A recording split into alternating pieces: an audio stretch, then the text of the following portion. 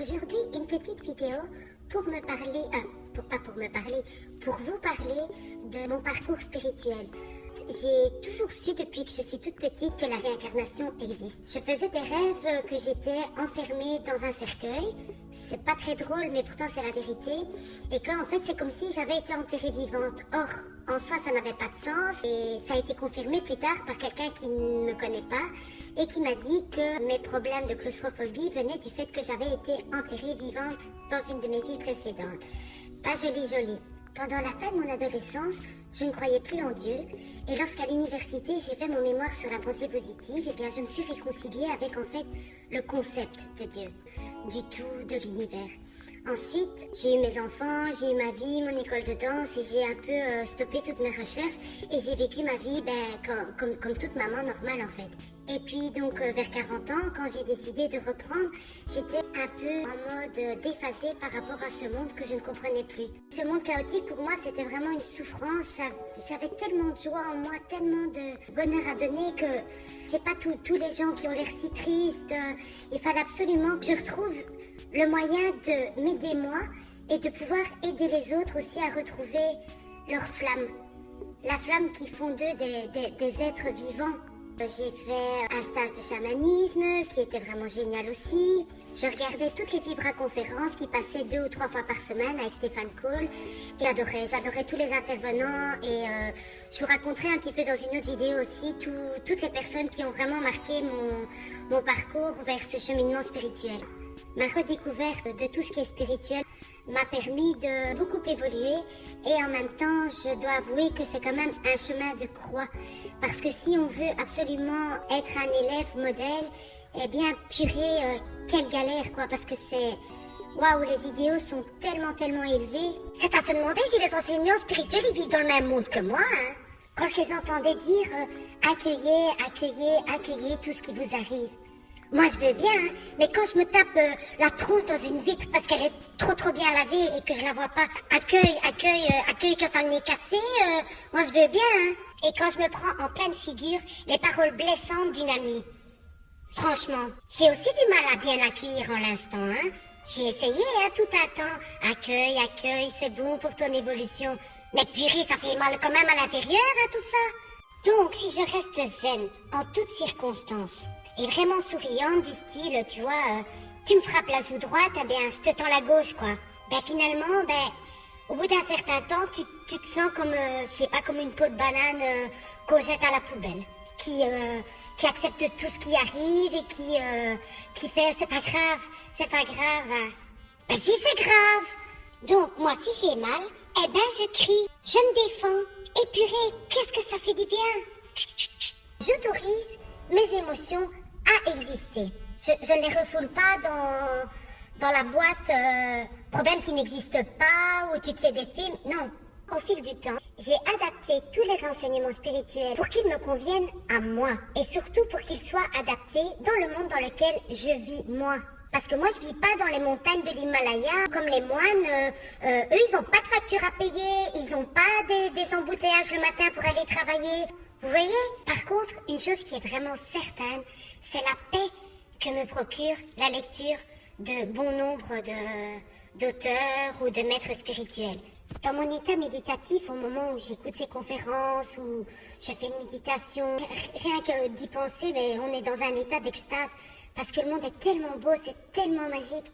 Et donc là, dans ces moments-là, je suis vraiment prête à 100% à être une apprentissage à 100% parfaite. Mais une fois réveillée, le mari qui gueule, le linge sale qui traîne partout, t'as encore perdu tes clés. Et on fait comment alors pour être zen? Comment est-ce qu'on fait pour être une élève modèle dans la vraie vie?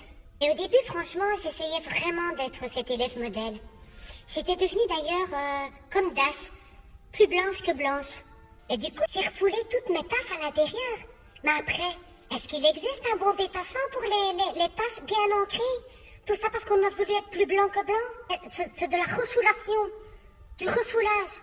Enfin, ça veut dire qu'on refoule à l'intérieur ce qu'on aurait pu expulser. Même si c'est dur, même si on se pose 1000 questions parce qu'on se dit que c'est pas forcément toujours évident de suivre ces enseignements, bien franchement, quand on voit le bout du tunnel et quand on apprend à découvrir comme l'être humain est vraiment magique et comme on a tellement de possibilités, tellement de potentialités, eh bien ça vaut la peine.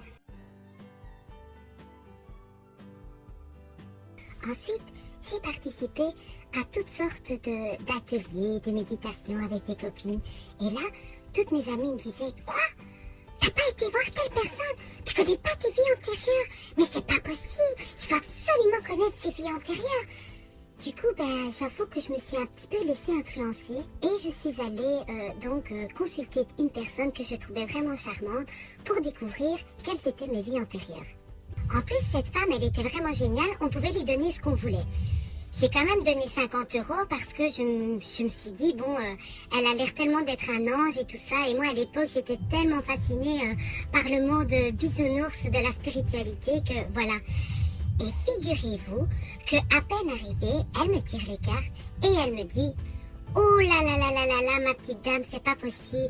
En fait, lors de votre première incarnation, une entité de colère s'est greffée à votre âme. Ah !»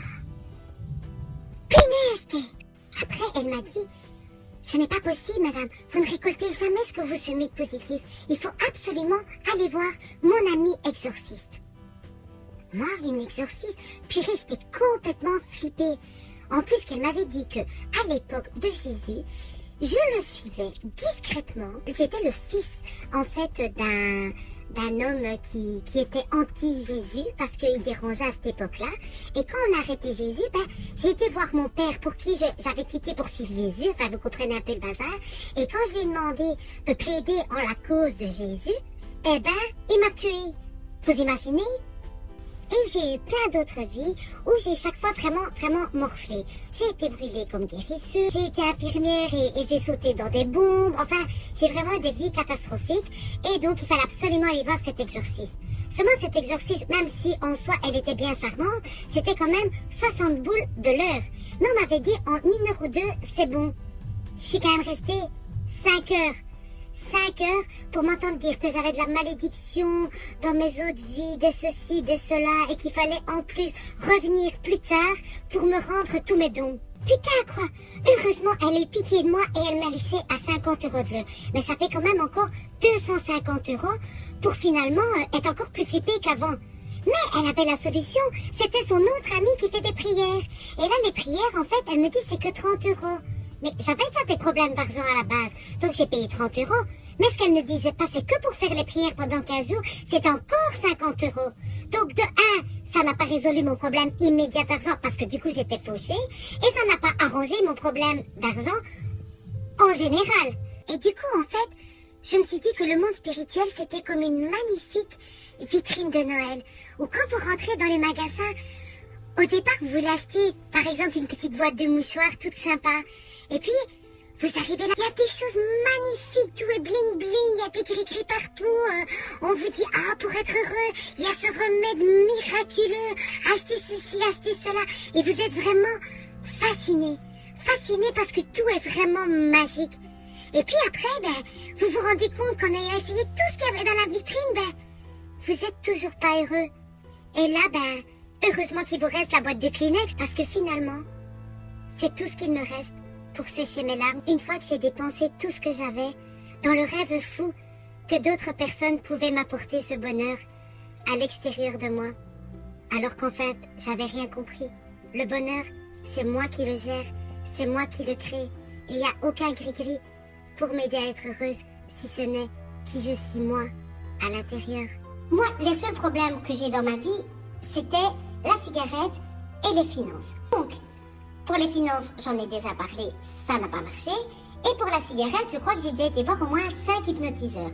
Mais le dernier en date, c'était vraiment à raconter. J'avais vu sur Facebook un hypnotiseur qui me paraissait vraiment génial. Et en soi, je ne dis pas qu'il ne l'est pas. Et donc, je vais me faire hypnotiser pour l'arrêt du tabagisme il y a quelques mois. Et de là, en fait, à force de me dire penche la tête, penche la tête, penche la tête, ça a réveillé mon hernie discale. Du coup, j'ai perdu 60 € d'hypnotiseur. Je me suis tapé 3 séances d'ostéopathe, 150 boules. L'hypnotiseur m'envoie un message pour me demander comment ça va. Et je lui explique ce qui m'est arrivé. Et il me dit, ben alors il faudra revenir si ça n'a pas fonctionné. Et puis en lui expliquant tous mes déboires, je lui dis, oui, mais est-ce que vous faites un prix quand c'est la deuxième séance? Et là, il me répond, ben non, c'est toujours 60 euros, il n'y a pas de raison. Je dis, ben si quand même. Alors, vous savez ce qu'il m'a répondu? Du tac au tac, ben en fait, c'est que c'était pas le moment pour vous d'arrêter. Putain, c'est facile quoi, tu vas chez lui, il te fait croire que ça va fonctionner, qu'il y a toutes les chances que ça fonctionne, puis quand ça fonctionne pas, en fait c'était pas le bon moment. Mais revenez quand vous avez les moyens. Purée, mais c'est quoi ça pour des gens? Et ce sont des gens qui sont pour vous aider et qui vous font miroiter comme dans la vitrine de Noël. Mais en fin de compte, il se passe rien. Moi je suis dégoûtée. Franchement je suis dégoûtée parce que j'avais tellement de joie à croire en mon prochain et à croire qu'il était possible d'avoir cette paix sur terre et d'avoir surtout cet esprit d'entraide et de compassion. Mais beaucoup prônent la compassion, mais je sais pas si en fait ils ont compris ce que ça veut dire. Et ça en fait, ça m'a fait beaucoup de peine en fait. J'espérais vraiment trouver ce monde magique où on respectait tout ce qu'on prône. Parce que dans la vraie vie, le chemin spirituel, ça se paye très cher. Faut que tu craches, faut que tu payes, pas possible que t'en réchappes, nous sommes les frères qui rappent. Tout. Non, je suis vraiment pas contre que les gens soient rétribués pour leur travail, hein. C'est vraiment pas là la question. C'est juste les prix exorbitants de bon nombre de praticiens pour un résultat pas franchement à la hauteur de l'argent qu'on y dépense, quoi. Et ce qui est vraiment triste, c'est le nombre de personnes qui sont vraiment mal dans leur vie, mal dans leur corps et qui croient à beaucoup de chimères et qui dilapident le peu d'argent qu'ils ont afin d'espérer aller mieux et ils se rendent compte au bout du compte qu'ils vont toujours aussi mal et qu'en plus ils sont fauchés, quoi. Moi j'ai envie de proposer les enseignements qui me parlent sans dire ça fonctionne, non. Et vous allez voir les auteurs dont je vous parle et si ça vous fait plaisir, ben, tant mieux. Moi je le fais juste avec le cœur, je suis personne. Dans le sens où je n'ai pas l'étiquette d'être guérisseuse ou thérapeute ou coach de vie ou tout ce que vous voulez. Je suis juste là pour partager des choses qui m'ont fait du bien en espérant un peu d'humanité dans ce monde. Et mon seul souhait, c'est qu'on soit nombreux à être heureux afin que le nuage négatif qui rôde autour de cette terre soit enfin en arc-en-ciel. C'est juste ma seule motivation et j'essaie de le faire avec humour afin de rendre les choses plus légères et plus acceptables. Beaucoup d'enseignements sont vraiment profitables pour chacun d'entre nous. C'est juste parfois ceux qui les présentent ou ceux qui se les approprient qui nous le font payer bien cher. Moi je demande rien et j'espère juste que vous le comprenez et que voilà.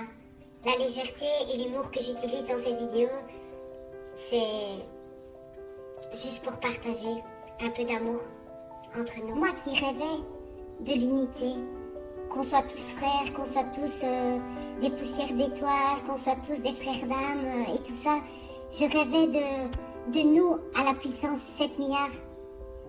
Mais je me rends compte qu'en fait, on est juste 7 milliards de 1.